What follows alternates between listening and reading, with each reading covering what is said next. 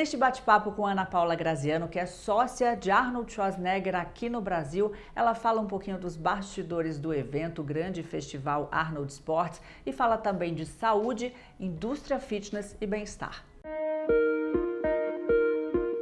Bom, Ana Paula, eu queria que você já começasse me falando dessa indústria esportiva, mercado fitness, que eu sei que tem movimentado aí a indústria, a economia do Brasil. Me fala um pouquinho desses números, o que você tem observado com a tua experiência? É impressionante. Eu acho que desde que eu comecei nesse mercado em 93, eu nunca imaginaria que, principalmente assim, o próprio, se a gente pensar em fisiculturismo, que hoje está muito em voga, né, que um dia esse mercado fosse entrar e falarem muito dessa parte do fisiculturismo e esse culto ao corpo e tudo mais. Então, os números que, se a gente for pensar em números de 15 anos atrás, que a gente falava de milhões, hoje a gente fala de bilhões. Porque esse mercado não é apenas a nutrição esportiva, tem a parte de saudabilidade. Você vê as grandes indústrias hoje, você pegar as grandes indústrias de alimentícias do mercado, elas têm uma parte agora totalmente focada para esse mercado da saúde, desse nicho que a gente fala que é o nicho, que é o praticante de atividade física,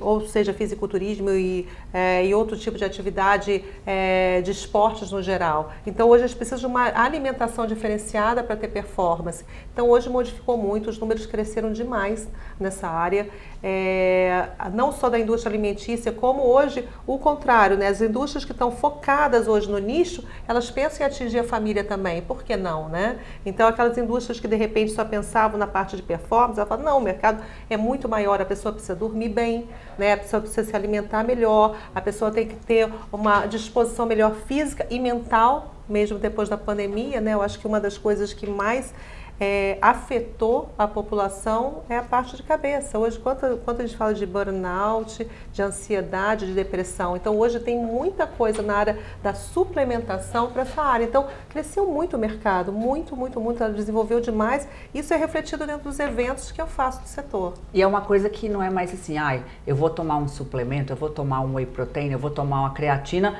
porque eu quero ser o Arnold. Não, eu quero ter saúde, eu quero que as células do meu corpo funcionem bem. É esse o caminho? Aí eu ia te perguntar qual é o público que vai a um evento como o Arnold Sports Festival, por exemplo. Não é só fisiculturista, é a família, é quem busca saúde, ou seja, todo mundo, né? Não, quem busca saúde, você está certíssima. Se a gente pensar na figura do Arnold, se você olhar hoje a vida do Arnold, né, e o que ele prega saudabilidade.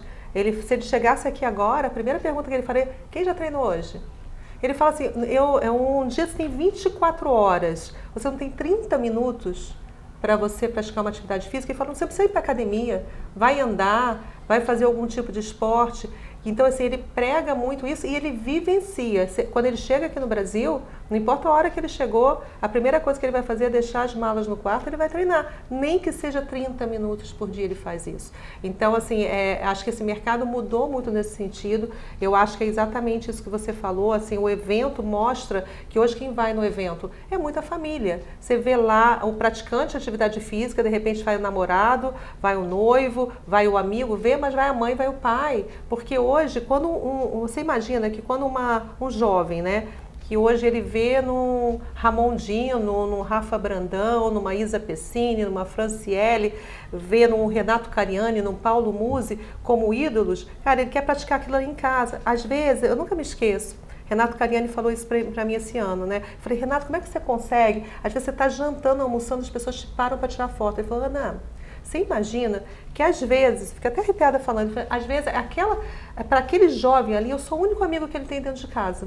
Olha. Porque às vezes o pai e a mãe não são tão saudáveis, né? E nem prepara a comida que ele precisa. Às vezes ele deixa de ir à noite no encontro com os amigos, você não vai porque porque você tem que dormir cedo, porque amanhã você... É o único que não vai beber. O único que não vai beber, então ele acaba sendo estranho dentro de casa e para os amigos. Então quando ele me vê, Ana, não importa se eu estou almoçando, se eu estou jantando, ele fala, nossa, é o meu amigo que está aqui. Alguém vai me entender. Então, mas se você consegue hoje um jovem que está buscando saudabilidade, às vezes esse jovem consegue mudar todo o hábito de uma família inteira. Então, por isso que cada vez mais dentro do evento do Arnold, eu vejo a família indo para lá. Isso é muito bacana. E agora está chegando a 10ª edição. 10ª. Qual o diferencial agora em abril? O que o público pode encontrar de diferente? Dá um spoilerzinho pra gente. Eu tô muito animada, né? São 10 anos, poderia ter sido mais se não tivesse a pandemia. Mas de uns anos para cá a gente vem mostrando que o Arnold não é só fisiculturismo e nunca foi. É que o nome do Arnold refletia para isso. Mas temos 45 modalidades esportivas dentro do Arnold, das mais diversas, de cubo mágico, xadrez, polidense, enfim, street workout. Então você vai ver de tudo, pillow fight, todos os tipos de luta e também o fisiculturismo, né? Então, o que a gente vai ver é muita competição diferente que a gente nunca colocou nesses outros anos. Vamos ver um documentário, estou fazendo um super documentário dos 10 anos do Arnold e com muita gente famosa falando no documentário. A gente vai colocar no ar isso, ou dentro do próprio evento para as pessoas poderem ver. Começar a partir de um mês antes, a gente vai começar a dar uns spoilers do documentário, um livro que a gente está fazendo dos 10 anos de Arnold, e temos uma área inteira dedicada ao bem-estar. Então a gente tem, para o ano que vem, tem quase 7.000 metros da entrada do Arnold só para o bem-estar. Então, o que você vai encontrar ali? Equipamentos, acessórios, claro, na área de fitness, mas vai encontrar muita tecnologia voltada para o esporte, muitas, desde a área de cannabis, né, voltado, né, para performance, para melhora do sono, para qualidade de vida, várias palestras extremamente direcionadas também para o bem-estar, não só do praticante de atividade física, mas também para donos de academia, para fisioterapeutas, para profissionais de educação física. Então a gente está com um lado muito voltado também para a parte de bem-estar, que é muito importante. Hoje a gente não, a performance mas a gente está falando de nicho, né? Que é aquele atleta que realmente se dedica àquilo, mas a gente tem que atingir o público em geral. Então o foco do Arnold sempre é abrir, né? Ter uma janela, você abre, não é só o nicho, é para todo mundo. E como é que começou essa parceria, você com Arnold Schwarzenegger? É verdade que você era fã dele ou isso era mito? Isso é mito. Eu sempre falo assim, não é dele. Que eu não era fã. Assim, eu era mais fã do Stallone. Mas eu caí na besteira de falar isso pra ele no primeiro ano que ele tava. Que morte horrível. Morte horrível. Eu podia ter acabado com o meu evento no primeiro ano. Muito obrigada. Thanks a lot. Vai procurar o Stallone, minha filha. Mas assim, aqui eu gostava dele, mas não era fã. E eu tenho por costume, desde cedo, assim, eu só compro livro que é documentário, eu só vejo documentário, 80% das coisas que eu consumo, seja em TV, seja em livro, nessa parte, é documentário. Eu adoro saber quem é a pessoa por trás do mito. Biografia. Amo.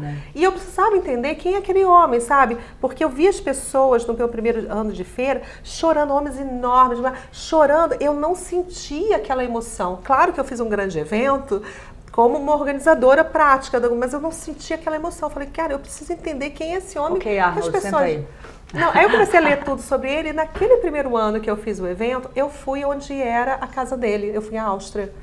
E eu fui lá em Thal, que é uma cidade que hoje não tem 3.000 habitantes. E a rua onde era a casa dele, onde ele morava, é uma rua muito pequena. Ele morava na parte de cima, porque o pai dele eram pessoas humildes. Ali, quando eu andei ali na casa dele e quando eu sentei no jardim, as minhas lágrimas escorriam. Eu falei, cara, esse cara merece tudo que ele conquistou. Para ser 2 vezes governador da Califórnia, o maior bodybuilder da história, e ainda é um dos atores mais bem pagos de Hollywood, saindo dali, sem falar inglês, sendo uma pessoa com uma condição socioeconômica super, sabe, o foco dele era ele tinha objetivos muito claros na vida dele. Ali eu me tornei a fãzaça dele, falo isso pra ele, ali eu me rendi.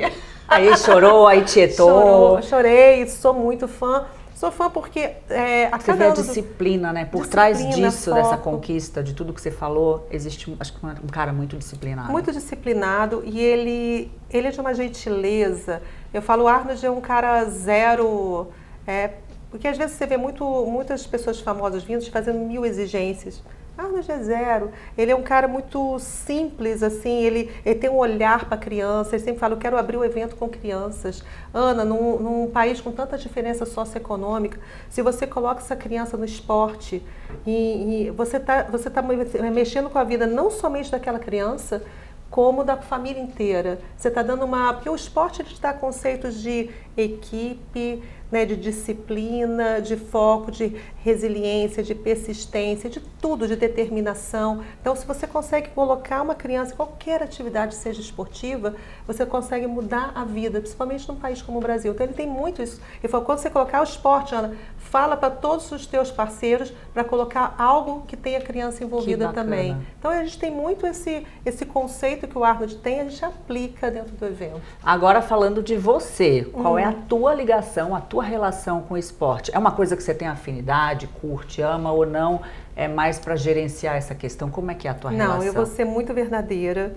Eu cresci numa família que minha mãe era esportista, era da natação, foi para brasileiro e eu aprendi a nadar com 16 anos. Meu avô era esportista, meu pai era esportista, todos. Eu era zero. Eu era a última pessoa, sabe aquele negócio de escola, quando reúne todo mundo na educação física? A única nota baixa que eu tinha na minha vida inteira era em educação física. A última a ser escolhida em qualquer... forma os times, eu era a última. É um desastre. Mas trabalhar com esportes me fez... sou uma apaixonada, eu faço hoje atividade física todos os dias. Amo? Não, mas já se tornou que nem o Arnold fala. Você não escova o dente, você não toma banho, você não come, tem que estar nas tuas tarefas diárias. Posso te falar? Eu só quero conseguir fazer, eu faço minha musculação para levantar da cadeira com dignidade, enquanto eu tiver, né, meus 80 anos, levantar da cadeira, carregar uma sacola de compras.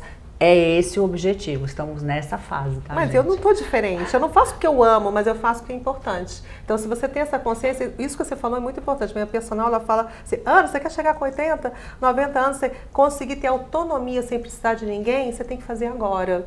E eu acho que essa consciência, que até o jovem que hoje não pratica atividade física, se eu soubesse, se eu tivesse hoje, esse conhecimento que eu tenho hoje, talvez eu tivesse colocado esporte, atividade física, muito mais tempo na minha vida. Não é na categoria eu amo, é tipo, eu tenho que fazer. Tem que fazer, ponto, tomar banho, escovar, é isso que você falou.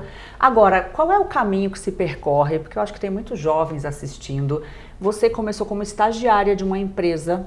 Eu queria saber quais foram os passos que você deu que possam servir de referência para chegar a sócia de uma empresa. Como é que foi a tua trajetória? Eu perdi meu pai na época da minha faculdade, né? No dia da minha formatura, meu pai faleceu. Eu era filha de militar, então eu comecei muito desde cedo que eu queria que meu pai se orgulhasse de mim. Então eu comecei, imagina, naquela época você fala que você vai fazer comunicação social, era a última coisa que meu pai queria na minha vida, né? E eu fui para a área que ele não queria, então ele não me deu nem parabéns quando eu passei no vestibular. E por coincidência do destino, no dia da minha formatura ele falece. Então eu tive uma coisa muito grande na minha vida que, assim, antes comecei a trabalhar muito cedo, que eu queria que ele se orgulhasse de mim.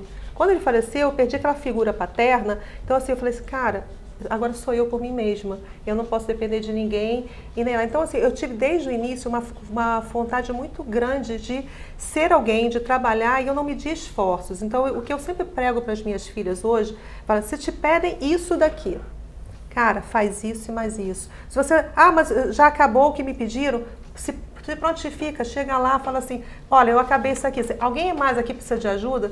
Sabe, sempre o conhecimento é algo que para a tua vida sempre vai agregar.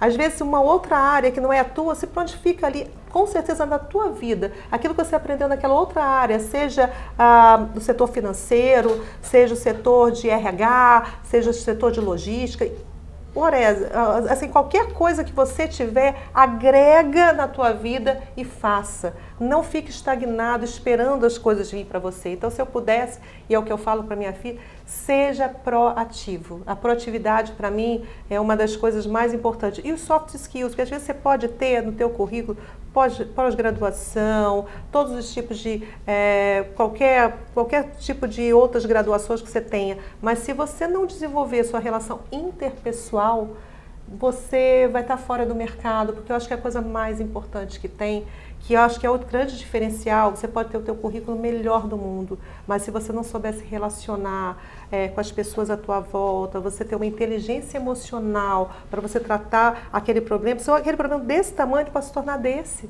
Às vezes é aquele desse, se você tem uma inteligência emocional, você pode diluir muito. Então eu acho que assim, desenvolver algo dentro de você, que você desenvolva a inteligência emocional, acho que é importante, e a proatividade, né? Que hoje, se você deixar, muita gente hoje trabalha em home office, né?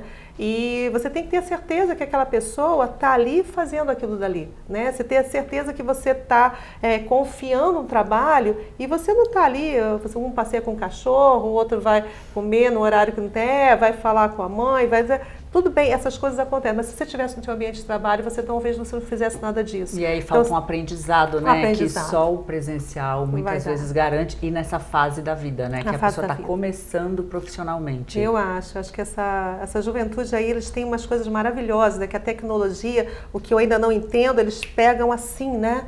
Então, achei tantas coisas a favor, né? Então, desenvolve a outra área que só depende dele também, que são os soft skills. Vai aprender com as pessoas à sua volta, com as pessoas mais velhas, sabe? Que as pessoas, né, que vêm de uma outra, tem uma bagagem que para por ouvir. Mesmo que você ache que ali não te acrescenta nada, vai te acrescentar. Escuta as pessoas que vieram antes de você. Você ouviu conselhos valiosos, né, no início da tua carreira? Valiosos. Justamente por parar para ouvir as pessoas mais velhas. Eu amo.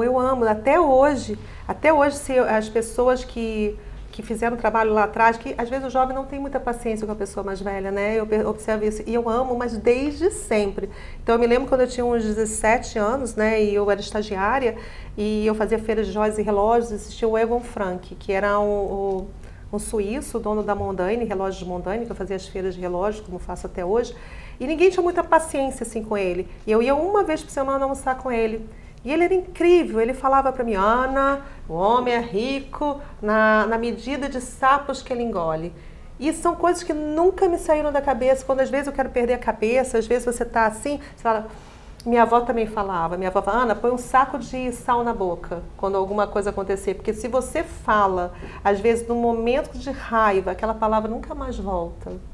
Né? O que você lançou, a palavra fere mais que uma faca, que um revólver, que uma bala. Então, a tua palavra, aquilo que você fala, ela tem um poder de destruir ou de elevar uma pessoa. Então, às vezes, no momento acalorado, põe um saco de sal na boca. Pensa duas vezes, repensa, que só aí respirando já... Então, isso que se eu pudesse falar pro jovem, põe um saco de sal na boca, ao invés de, às vezes, ser acelerado no falar ou responder, né? Que às vezes, se você responder meia hora depois ou no dia seguinte, talvez a tua resposta seja melhor e a tua evolutiva também seja melhor, né? A proatividade, eu acho que é algo muito importante, né? Então, são coisas que eu gostaria que alguém tivesse me falado lá atrás. Mas que você já aprendeu e está passando aí essas Sim. dicas valiosas, que não é à toa que você está onde está, né? Ana, muito obrigada por esse papo, parabéns pela tua trajetória e por todos os eventos que você realiza. Obrigada, viu? Obrigada a vocês. Obrigada a você que nos acompanhou. Até a próxima e vai malhar e coloca um saco de sal na boca. Tchau.